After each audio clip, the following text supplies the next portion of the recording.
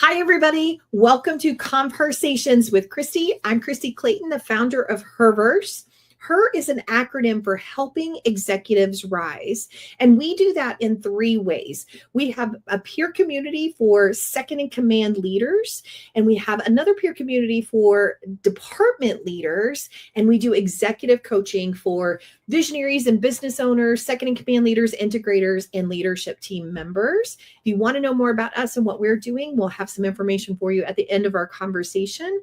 But I'm really, really excited to introduce you to today's guest, Jennifer. We've known each other for a long time, and I'm so excited to have you on, Jennifer Zick. Thank you so much, Kristie. It's a joy to pull up a seat at your hot pink seat, in fact. I love it. I love it. Well, Jennifer, you and I have known each other for a long time, but for those who don't know you, who is Jennifer and what is Authentic Brands? Yeah, so I started Authentic about 8 years ago from my kitchen table, and I had a two-pronged vision, and I didn't have the words yet to explain it, but the two-pronged vision was that I wanted to help great growing businesses overcome random acts of marketing and confidently grow. I knew that they needed the wisdom of experienced leadership at their table, and they often didn't have that. I didn't have the words yet to explain what that was. I soon discovered that what I was building was a fractional chief marketing officer firm. So fractional CMO is our realm of expertise. The second part of my vision was that I wanted all of my employees to love their life and love their work. And so I wanted to cultivate a team and a culture and a value system that allowed that to be possible in a world of quickly changing dynamics in marketing, right? We don't have to go it alone. So that's who Authentic is. We are a community of fractional CMOs that help great businesses overcome random acts of marketing and move confidently toward healthy growth. I love that. It's one of my favorite taglines, and I repeat it often. And I've actually heard it. Somebody recently said it to me. What is that Jennifer Zick thing that she says? You know, that random acts of what? and it's such a great way, but it's so true because marketing needs to be extremely consistent, right? Yes, absolutely. And what happens naturally for entrepreneurial businesses, and I know this because I lived it in a fast-growing entrepreneurial business, is that they start off founder-led, very visionary. And then they have to be sales driven because you don't have a company till you can sell something more than once. And then once you've sold it more than once and twice and 10 times, you become operationally kind of critical mass. And along the way, you've been naturally creating random acts of marketing, evolving your position, evolving who you are, what you sell to who.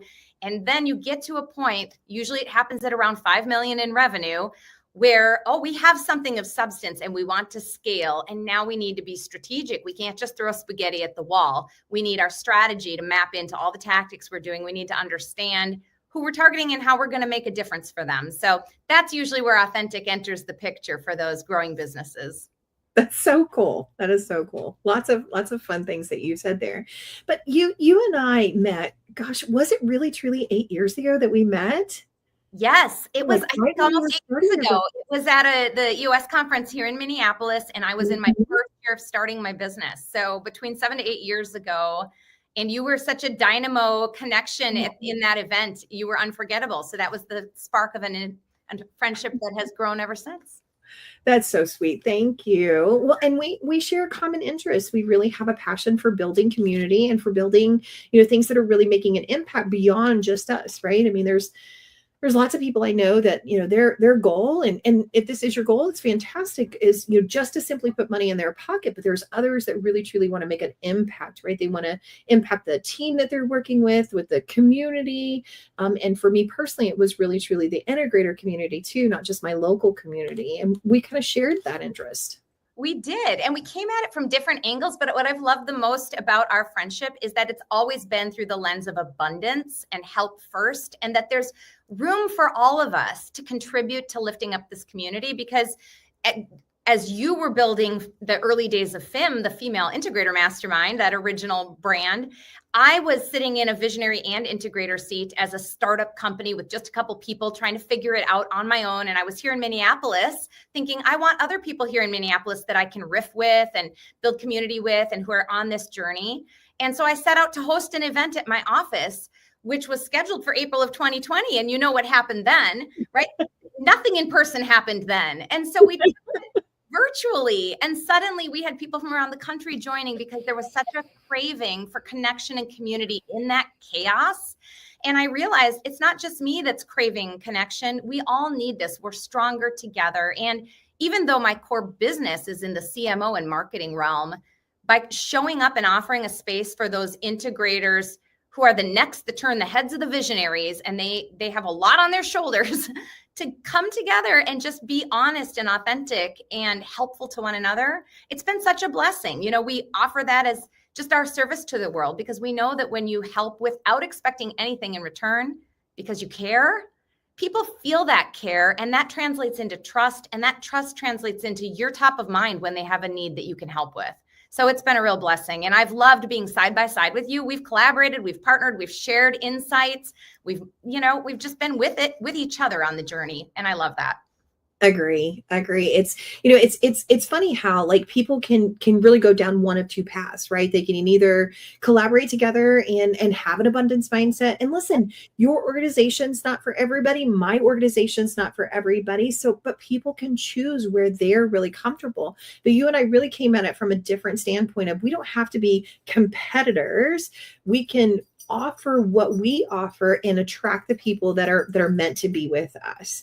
And along the way, it was like, well, great. What are you doing? What am I doing? And how can we build each other up and really support one another and not come at it? Because the other side is you can be really competitive and catty and nasty, right? And I've experienced that one too many times, and I don't want to do that anymore. I agree. And I'm currently listening, maybe you're listening too. I feel like this is very timely and relevant, but I'm currently listening to Mel Robbins' book, Let Them.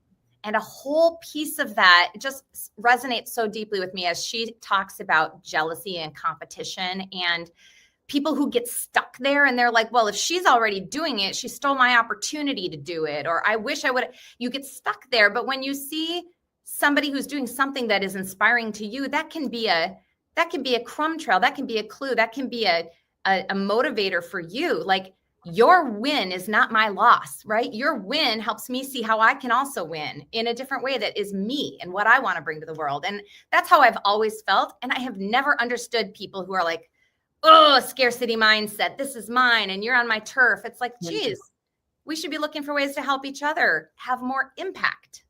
Agree. I mean, there's plenty of opportunities for everybody, right? Like, my organization can't support every single person. Your organization can't support every single person. So let's find the ones that fit for us and help them the best that we can. And if we're not the right fit, then I want to know where a right fit is for them and how to get them connected to you. Absolutely. Right? Yes. Yeah. And thanks for inviting me to this ConvHERsation as a way for us to support each other. I love it. Well, hey, listen, I know culture is something that's really, really important to you, but you said something to me that really impacted me, like right before we were getting ready to have our conversation. And you said, I want to create a space for to create a different table for women to have a seat at, which is similar to what I say, that I want to create confidence in women to have a seat at any table they want to sit at, right? Yeah. So tell me about this passion. Where is this coming from? Yeah, I love that. Thank you. Well, when you reach my age, you've by this point in life, you've collected a number of experiences, right? So we've all had our journeys along the way. And I've had the opportunity to work in small businesses, mid-sized, PE-backed, privately held, large corporate, global, all of these different scenarios. I've gotten to touch and experience a lot of different cultures. But all along the way, in most of the places where I worked, it was a mostly male-dominated industry, and I was often the only female at the table, or certainly, as far as I can remember, in most cases, the only woman at the table who also had a full-time working husband, right? And so my life and how I was navigating growth in my career and what it meant to partner in my life and what it meant to show up was a certain, grouping of experiences. Some of the cultures I worked for were great, and some were incredibly toxic. And it was actually the loss of a job within a very toxic culture that launched Authentic in the first place. It was the first time I had ever lost a job. It's a job that I should have frankly left 12 months sooner because I saw the signs, but I thought I could grind it out and make a difference. And when I lost that job, it was such an awakening for me. And if I'm really honest, Kristie, if this is a safe space to be honest, absolutely. Authentic was launched 80% out of anger and 20% out of love at that point in my life, because losing a job felt really personal. But that anger and all those emotions, thankfully, it didn't take too long to work through that process of forgiveness of the people and myself that put me in that situation, and turn that into an authentic pursuit of creating something very different, and being intentional about, there might not have been a seat for me at that table, and I should have stepped out of it, but I didn't. And so I was pushed out of it for my own good.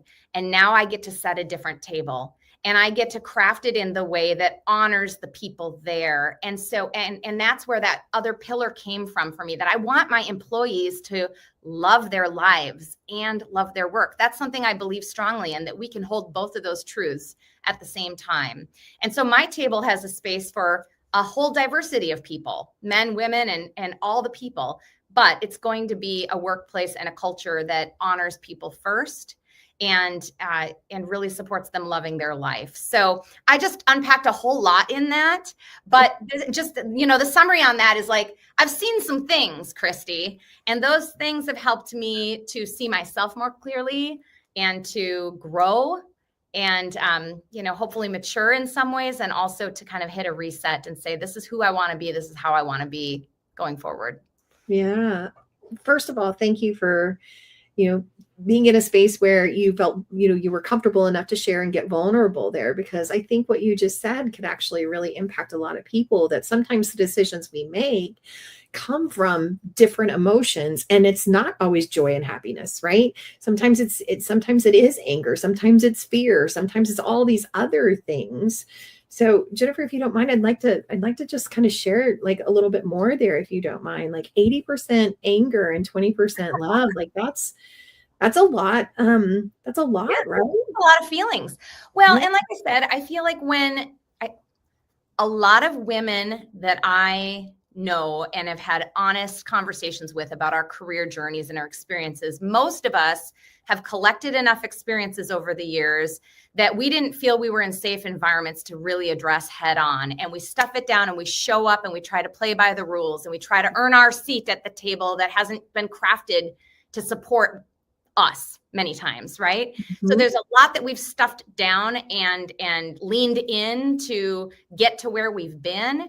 And that stuffed down stuff, if you're not dealing with it in a healthy way, it builds up, whether you recognize it or not. And so for me, losing my job was, it felt really personal, but what it did was losing your job anytime through a layoff or a job loss of any kind is hard, and it hurts, and it feels personal no matter what the reason is, right? Mm-hmm. It's a loss. You have to grieve that. But in that moment, because of the dynamics and the dysfunction in that culture I was working in and the leadership I was working under, it also triggered. It triggered a whole history of things that I had like powered through, stuffed down, didn't have a safe place to talk about it. Other women around me living through it that were talking about it.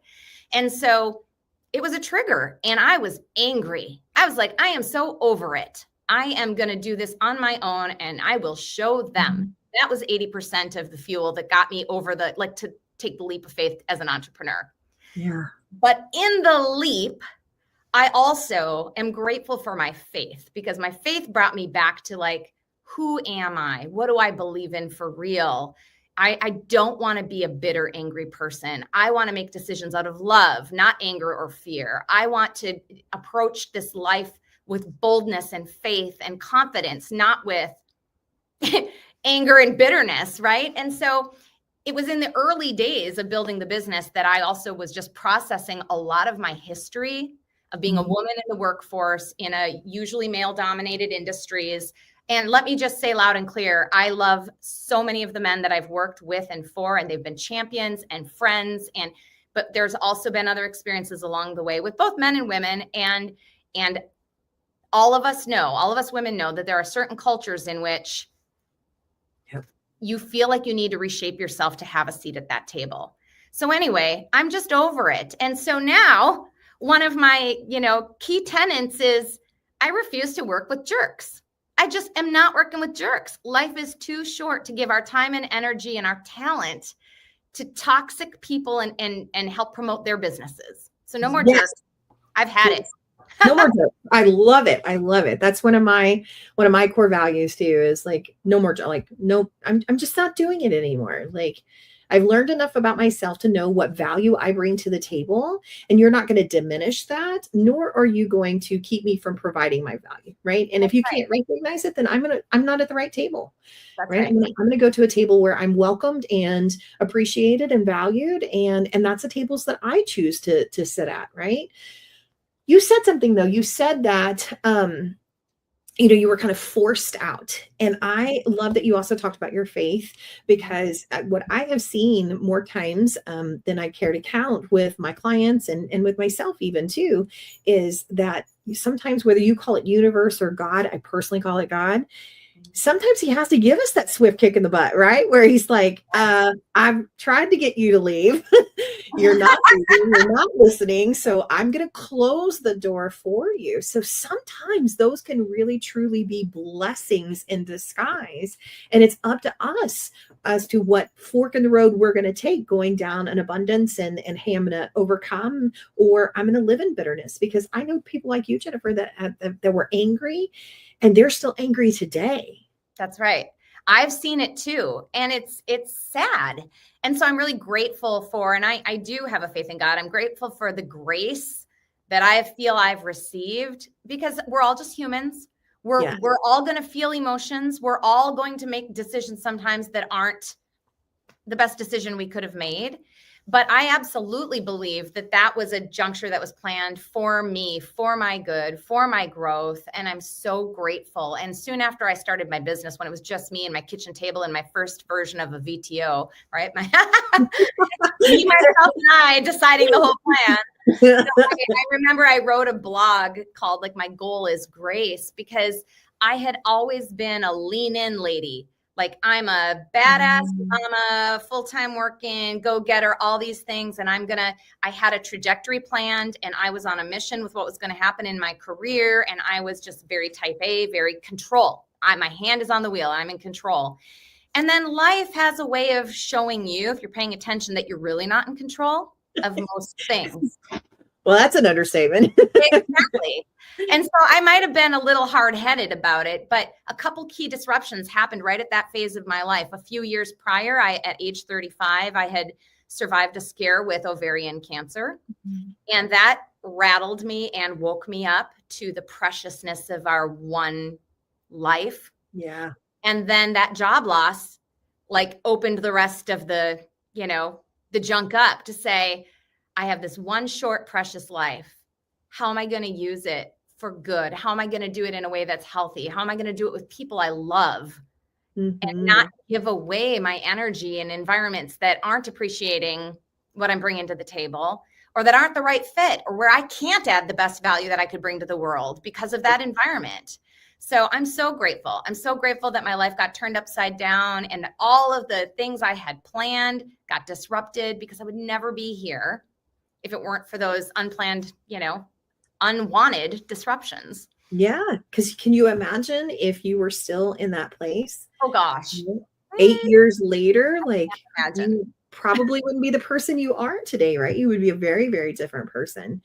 And personally, I really like the person you are today. So we'll, I would definitely, just am grateful that you went through this journey too, because it really has. And listen, all of us have, some sort of story like that, right? I've got my own where, there was that pivotal moment where you had to realize, hey, I've got a fork in the road here and I need to take it. So I want to ask you something. If there is a woman sitting on the other side of this screen that is like, that's my journey right now, that's where I am, what would you say to her? Oh, I'd say, girlfriend, you are not alone. Like, it's okay to not be certain.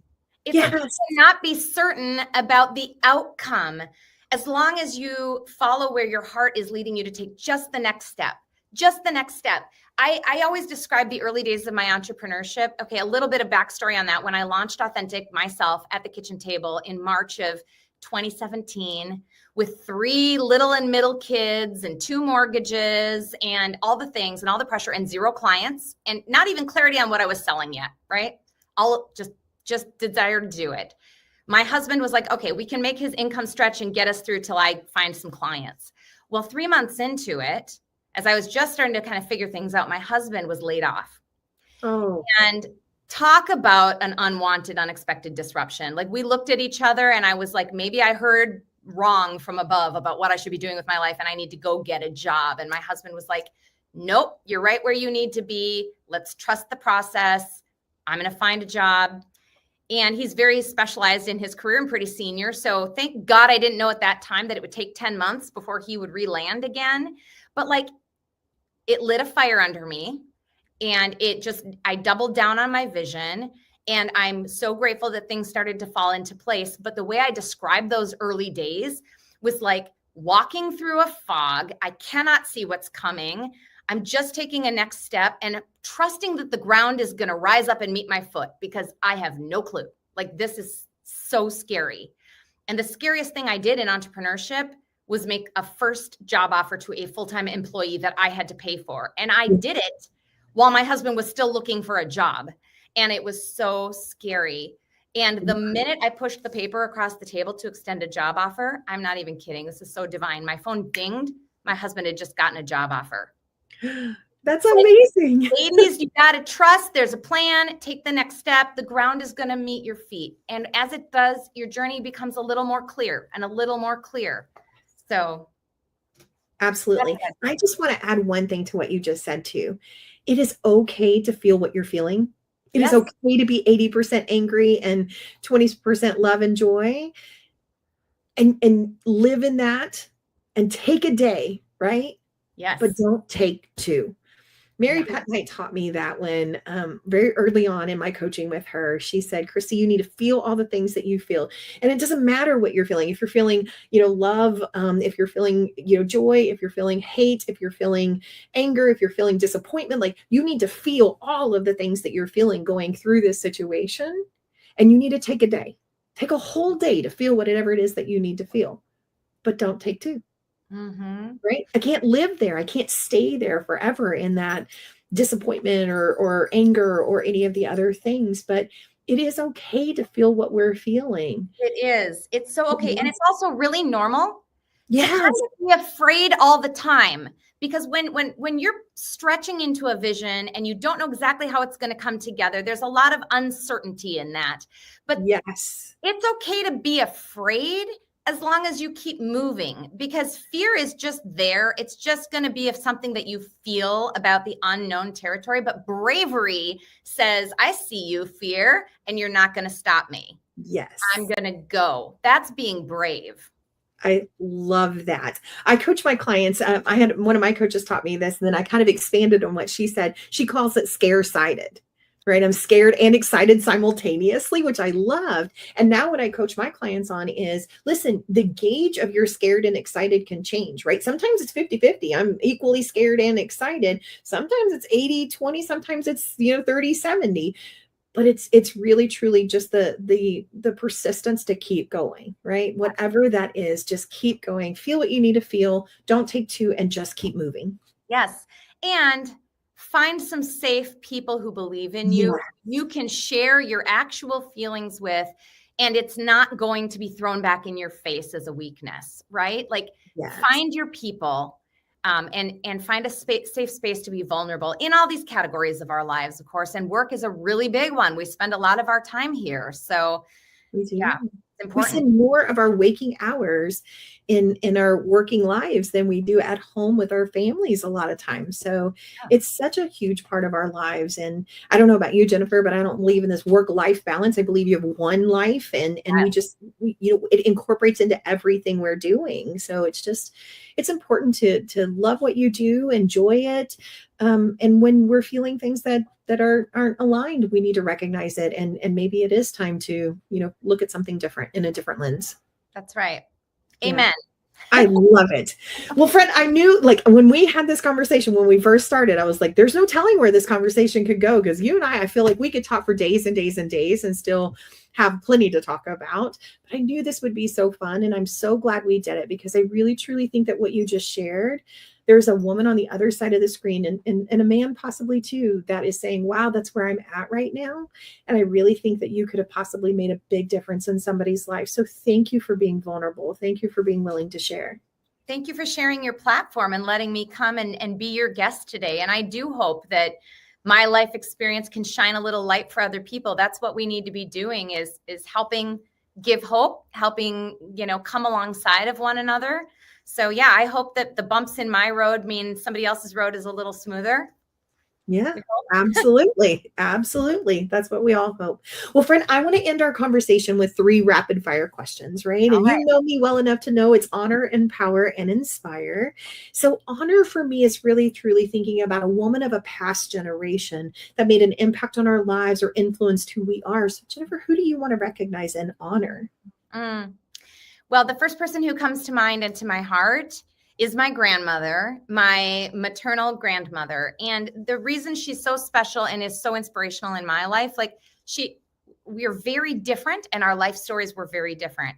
She was a mother of 13 children with 3 sets of twins. I have 3 sets of children. 3 sets of twins. My mother is one of those 3 sets of twins. And my grandmother, of course, by the time I knew my grandmother, her kids had grown and gone. But she was such an inspiration to me because she lived in such a place of faith and trust. And she had mastered the art of healthy boundaries and just loving and accepting people and not letting other people's chaos stress her out. Because I've got 3 kids, and the fact that my son is falling behind on homework is stressing me out right now, right? Like not a lot of stressors, but my grandma she was a joy. She was always a joy. And if you entered into her home, she was present with you. And when you left, she left you with a blessing on the way out. And I just want to be more like her as I grow older, that I'm growing in that grace and that joy, and that I can be present with my people. I love that. And 13 children, 3 sets of twins. Bless her. That's a lot of twins. I had so many first cousins, I don't even know them all by first name. I bet. Well, what about empower? Who is a woman of a current generation that is, in business or leadership that either empowers you or that you hope to empower? Well, I dropped a clue on this earlier in our conversation, because right now in this moment that the timely answer would be my good friend, Mel Robbins. She doesn't know my name, but I feel like I've been sitting at her table with a cup of coffee talking about her Let Them theory, the book that I'm listening to. It's so many truths that I've had to learn through the bumps in my life along the way, and so many that we didn't even talk about here today, but that I feel like she's just put a beautiful bow around so much of it that I'm sitting in my car in my commute listening to her share, and I'm like, yes, I get it. And so she's really empowering me right now to just live in some of those realities and truths, and let all the other people do their thing, right? And let me be right here being accountable for myself. So I'm loving what I'm getting from my friend Mel Robbins right now. I love it. I hope she hears this and she reaches out and connects with you. Wouldn't that be amazing? That would be amazing. I can just retire right then. Yeah. We're speaking it into existence now. She's going to reach out. And last but not least is inspire, right? So who's a woman of a future generation that you hope to inspire? Oh my goodness. I have 3 beautiful children and 1 amazing, unique, precious daughter. And she is, I love her. I love all my children so much. But when it comes to one woman that I want to inspire, I hope it's her. That like everything that I'm doing now, I hope that I'm setting an example that whatever path she chooses, whether it looks anything like the paths I've chosen, that she can show up as her beautiful, unique self, just the way that God made her. And to your point, feel empowered to sit at the table that she chooses. So I'm so already proud of her. She's a college senior this year, and she's doing so great. But yeah, that's the person I think of when I think of the next generation. I absolutely love that. And I'm pretty sure I can step in and speak for her and say, you are definitely that role model for her. Thank you. Thank you for coming on today. Thank you for sharing. I'm so excited that we did this, and we'll definitely have to do it again soon. I'll see y'all again next week. If you're looking to connect with Jennifer, definitely reach out to her. She's an incredible, incredible friend to have.